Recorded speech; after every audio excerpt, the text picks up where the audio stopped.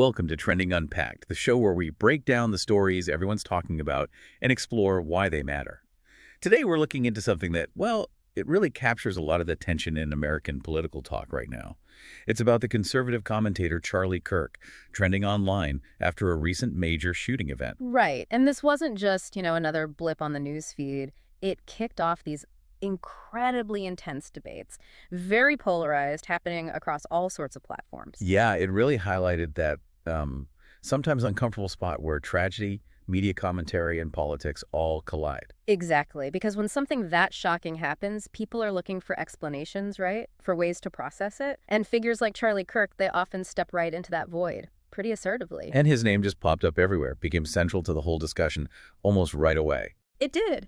And that, in turn, just reignited all those long-standing arguments we always have about gun laws, the Second Amendment, political rhetoric in the U.S.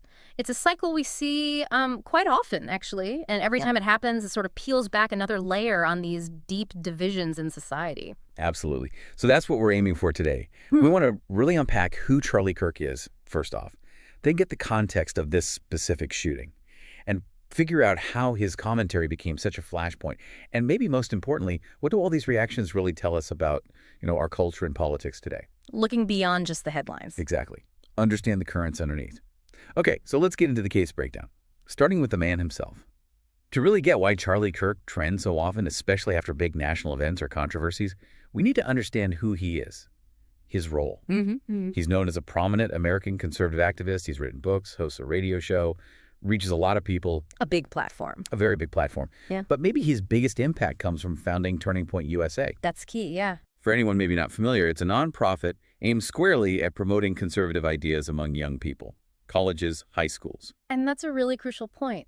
His role with Turning Point isn't just symbolic. He's very active. It's foundational to his influence. It puts him right in front of a demographic that's, figuring out their political views. Right. Formative years. Exactly. And you see Turning Point chapters everywhere, student conferences, activism on campus.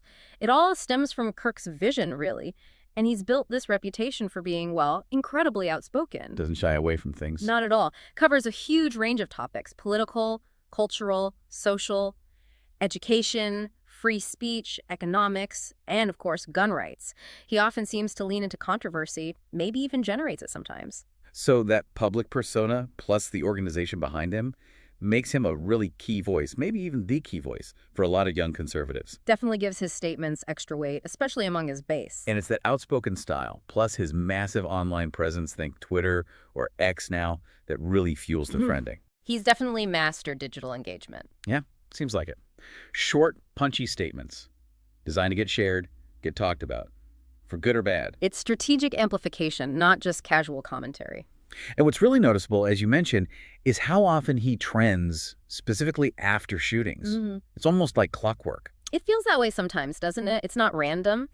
His commentary nearly always frames these awful events through a very specific lens. The conservative pro-Second Amendment lens. Precisely. He sticks to that. He'll usually frame gun control proposals as, government overreach, infringing on constitutional rights. Right, he sees as fundamental. Absolutely. And this consistency, delivering that same message almost immediately after a tragedy, that's what pushes him into the national spotlight during these crises. You basically know what he's going to say before he says it. And that predictability itself probably shapes the reaction, too. I think it does. So that brings us to this specific event that got him trending this time.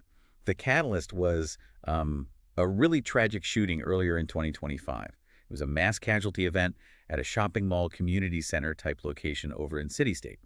Horrifically, it claimed number of lives, injured many more. Just awful. Just devastating. And sadly, events like this, they happen, and every single time they do, it just immediately sparks that intense public debate about gun laws, their impact. You can't escape it. The scale of these things just draws everyone in. Grief, fear, anger. Yeah. It creates this incredibly charged environment, perfect for commentary, especially online where things move so fast. And that's where Charlie Kirk comes in. Right. Whether he posts directly on X or says something on his radio show, or even if other people just start citing him. Supporters or critics. Exactly. He gets linked to the discourse. And that link is enough. It sparks the trending, the conversations across social media. News outlets pick it up. Because his established style just naturally pulls him into these moments. He becomes a lightning rod. He really does. For those pre-existing divisions. So let's unpack the commentary itself. In these situations, what are the typical themes we hear from Kirk? The arguments that make him so central and often so controversial. Well, like we said, it's pretty consistent with his ideology. He almost always frames gun control efforts as government overreach, political attacks, Infringement on rights. specifically the Second Amendment. Oh. He sees it as an absolute individual right, foundational to American freedom. Any restriction is seen as a slippery slope towards, authoritarianism. Okay. And beyond defending the Second Amendment. Crucially, he almost always shifts the focus to alternative factors. Things he argues are the real root causes. That's just Things like deep-seated mental health issues. That's a very common one. right. Or he might talk about a broader cultural decline, maybe a loss of traditional values, breakdown of community, lack of faith, or Right. sometimes failures in government systems. Maybe school security wasn't adequate or law enforcement missed signals. So the focus moves away from the weapon itself. Deliberately.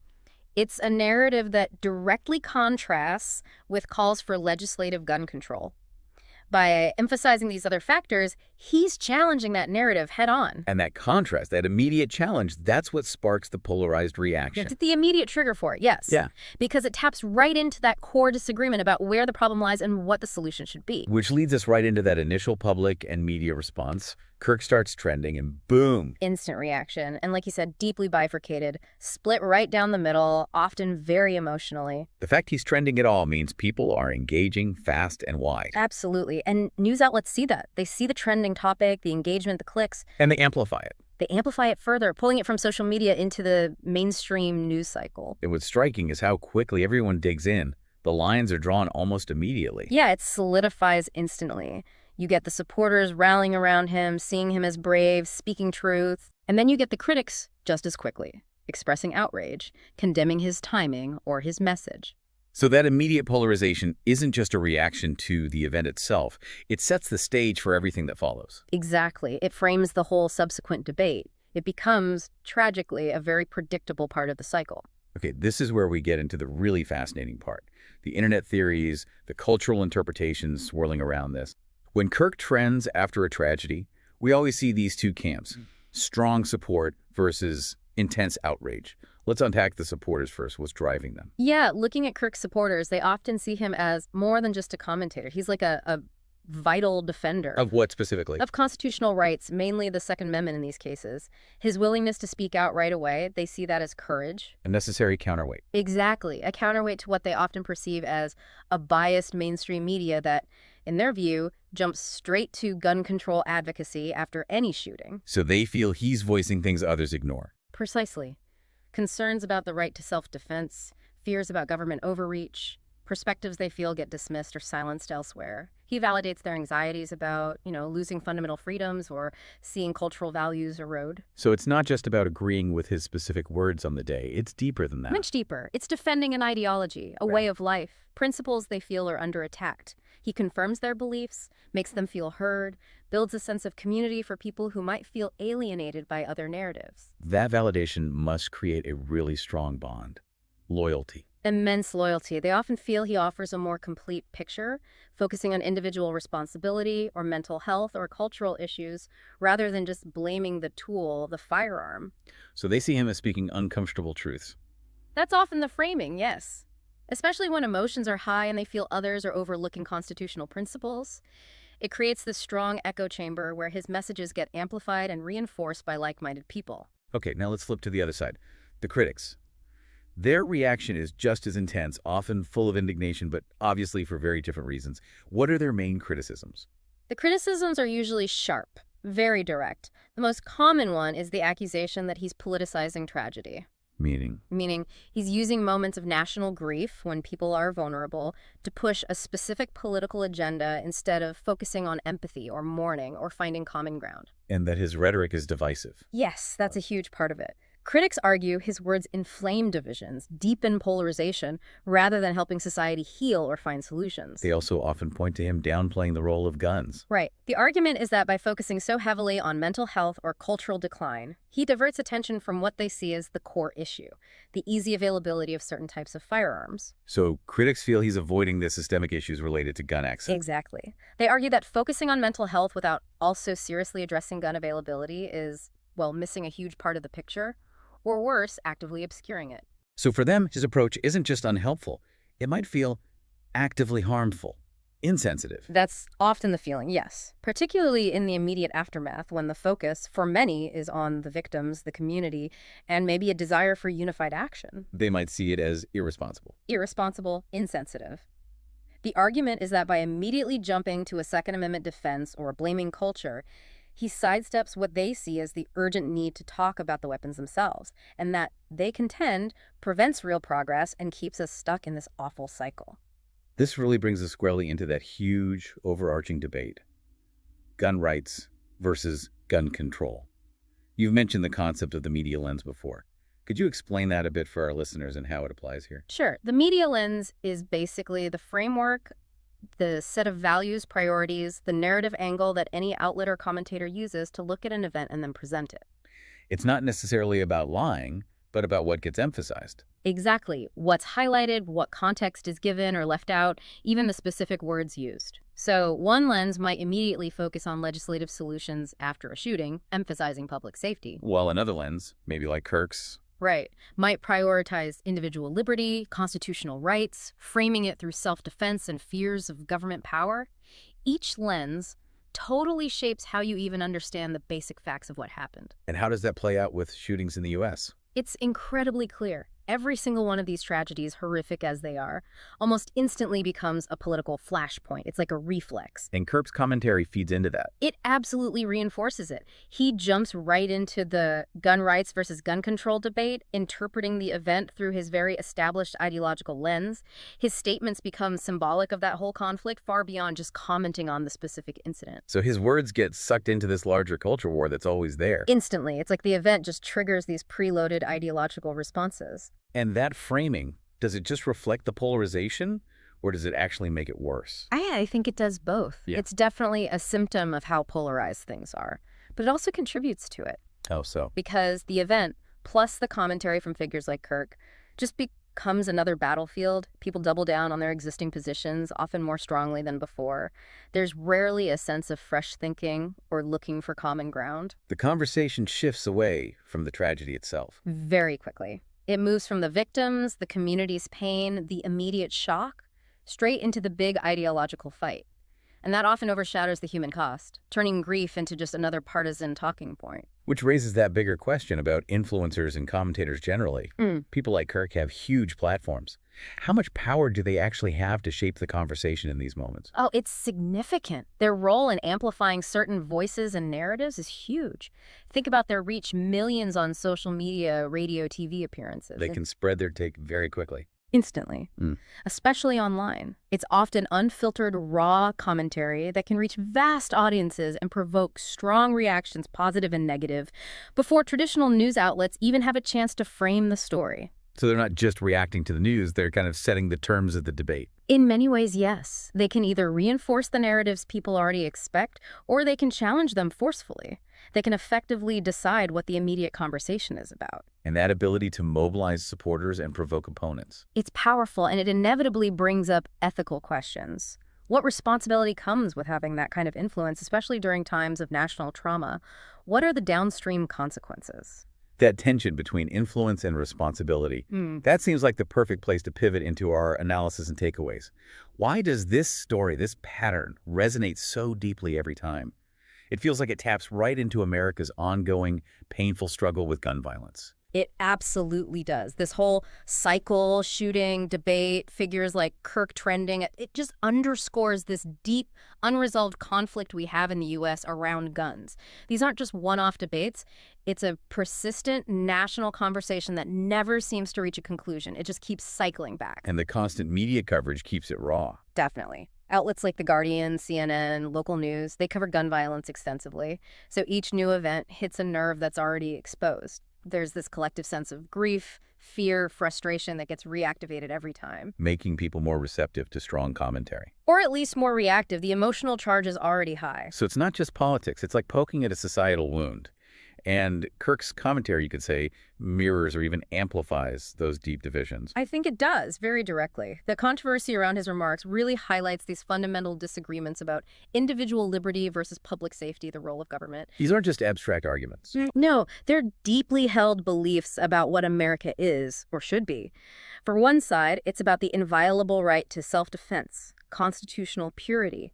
For the other, it's about the collective right to live free from fear of this kind of violence and the government's duty to protect that. And the gap between those views seems huge. It's immense, and commentators like Kirk often operate right in that gap, sometimes making it feel even wider. Which brings us back to how commentators amplify and polarize. It's not just what they say, but how it echoes online. Exactly. That echo chamber effect is powerful. By speaking directly to a specific base, using their language, reinforcing their views, commentators like Kirk solidify those viewpoints. Making dialogue across divides harder. Much harder. People hear their own beliefs echoed back, often with passion and authority, and seeing their preferred commentator or narrative trending can create this false sense of consensus within their bubble. Even if the opposition is just as strong outside that bubble. Right. It reinforces confirmation bias. You see what you already believe, and you assume it's the dominant view. It can even trigger a backfire effect, where hearing opposing arguments actually makes people cling more tightly to their original beliefs. So instead of opening minds, these online debates often just harden positions, a kind of self-fulfilling prophecy of division. It can certainly feel that way, and it highlights how actively they shape public opinion. Through consistent framing, choosing what to emphasize. Like focusing on mental health versus gun access. Precisely. That choice immediately sets the terms of the debate. It guides the audience down a particular path, directs public attention, mobilizes certain kinds of responses. It's advocacy, really, with a massive reach. Which leads us to that core tension we touch on, free speech versus responsibility, especially in a country that prizes free expression so highly. It's a constant balancing act, isn't it? We have strong legal protections for speech, the idea of a marketplace of ideas. That's fundamental. But then you have the ethical side. What responsibility do public figures have, especially after a tragedy? When does speech, even if legal, become divisive, insensitive, or harmful to the possibility of finding common ground? And that line is so hard to define. What one person calls essential truth, another calls harmful politicization. Exactly. It's incredibly subjective, and it's made even more complex by the sheer power of platforms today. Instant reach to millions. Bypassing traditional media gatekeepers. Right. The speed and scale are unprecedented. Information and emotion spreads incredibly fast, which puts a real onus on us as consumers of information. To be critical. To be critical, yes. To think about the source, the motivation, the lens being used, especially when emotions are running high after an event like this. It's an active responsibility for everyone engaging with this stuff. Which leaves us with a really big question to chew on, doesn't it? In this age of instant info, amplified opinions, deepening divides, how do we as a society balance that fundamental right to free speech with the need for constructive dialogue, for empathy, especially during national grief and political tension? That's the million-dollar question, isn't it? Finding that balance is crucial for a healthy public conversation. A question we all need to keep asking ourselves every time these stories hit the headlines. Indeed. Well, that brings us towards the end of today's exploration. We've certainly dug into the many layers of Charlie Kirk trending after this recent shooting, touching on everything from constitutional rights and media influence to societal divisions and ethical responsibility. It's complex stuff. Definitely a lot to think about. Next time on Trending Unpacked, we'll leave the political battlefield behind and explore the surprising global obsession with matcha, from health drinks to luxury cafes. You won't want to miss it.